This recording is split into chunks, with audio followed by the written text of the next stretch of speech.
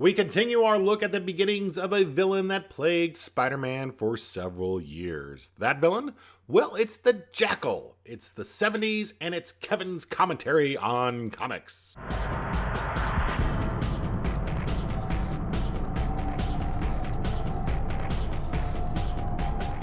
So welcome once again to Kevin's commentary on comics. Today we are taking a look at the Amazing Spider-Man number 130 from February 1974, written by Jerry Conway, with art by the great Ross Andru.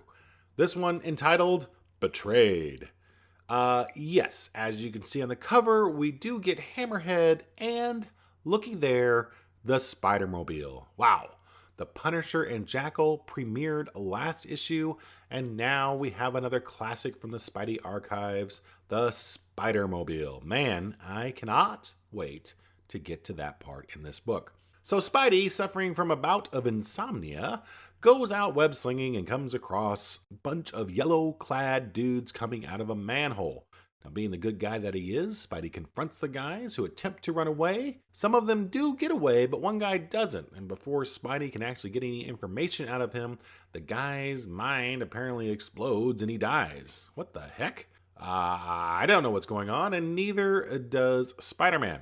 Meanwhile, the Jackal is trying to team up with the mobster leader Hammerhead. Now, as you may remember from the previous episode, or Spider-Man history in general, the Jackal was just introduced last issue, and now here he is again talking to Hammerhead.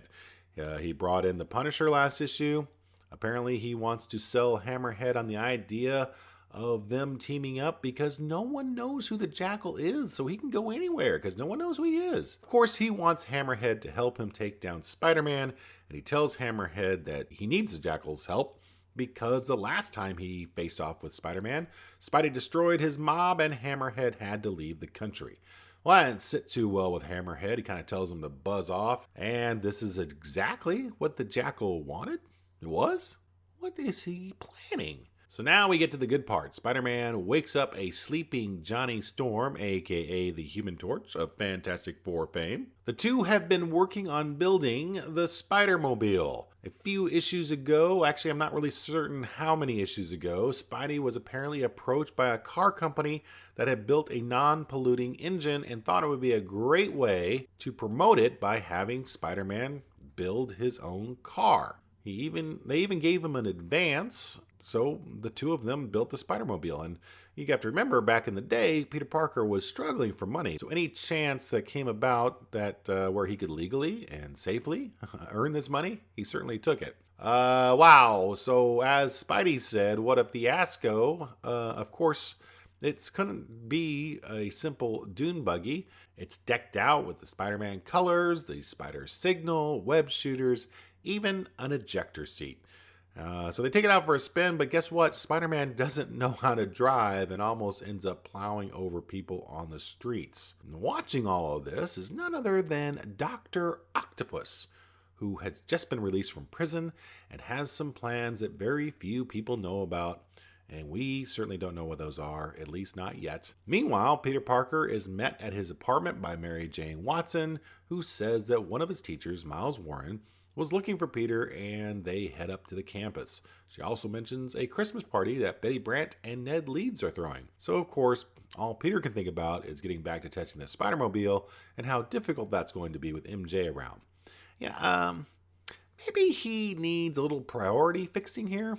Do you choose the hot girl or the stupid-looking dune buggy? Kind of seems like an obvious choice to me, but hey, I'm not Peter Parker. So 3 days go by, and the yellow-clad gang, that's my name for them, not in the comics, finally managed to get into the building they were going to break into when Spidey stopped them originally. This time, however, they have jet lifts, so there's no way Spidey is going to stop them. Wrong! Spidey has the Spider-Mobile. Now, this is kind of crazy because they introduced these jetpacks, but they land on the ground, and Spider-Man with the Spider-Mobile manages to capture most of these guys. They never even actually take off again. Seems like that would have been a good way to get rid of this ground-based car. But hey, what are you going to do? Now, Spider-Man would have gotten all of the guys if it weren't for Hammerhead, who comes in, knocks over the car, and manages to knock Spidey out too. Now, for those who may have no idea who Hammerhead is, he has basically a steel-plated head. See, that's flat, thus the name Hammerhead. Kind of charges a lot like the Rhino does, and he's also kind of stuck in the 40s as a mob boss. So when Spidey wakes up, the cops are looking at the Spider-Mobile, wondering what the heck it is. Spidey gets the dune buggy back, snags a letter that he sees in the snow too. We find out that that letter was planted there by the Jackal. There's something in that letter that will pit Spider-Man, Hammerhead, and Dr. Octopus against each other, and the Jackal figures they will destroy each other, and he will be triumphant. It's got to be a lot in that letter for that. So meanwhile, Peter does get to Ned and Betty's Christmas party in the Spider-Mobile, which apparently can be disguised as a regular-looking caddy. Now, wasn't this car just to display and promote this non-polluting engine? They sure went overboard on the upgrades, didn't they? So Peter joins Mary Jane at the party where J. Jonah Jameson gives Peter his Christmas bonus, a cigar. Yeah, JJJ was pretty much a cheapskate. Peter steps into another room. He's feeling kind of down. He just isn't ready to have another romance, even though it's obvious that Mary Jane really digs him. And really, who can blame Peter? His one true love, Gwen Stacy, only died, a few months ago, a year ago?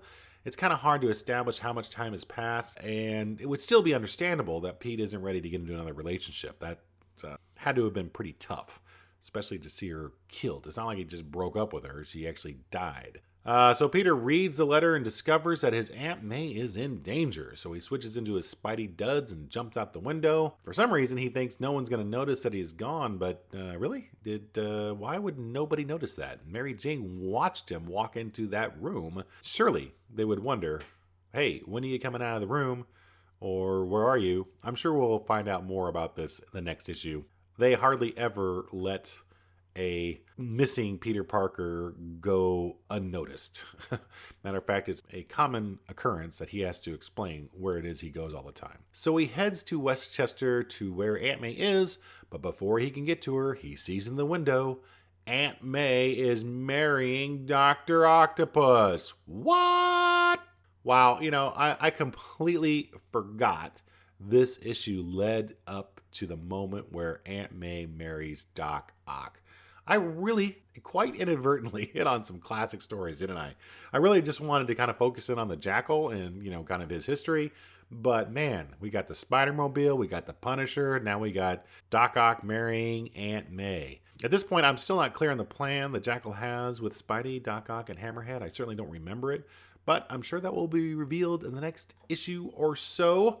So I'm Kevin, and that was my commentary. What did you think about the infamous Spider-Mobile? It's kind of gone down in comic history as one of the most ridiculous things to ever grace a 4-color page, and why not? Why would Spider-Man, a guy who can swing high above the buildings, need a car?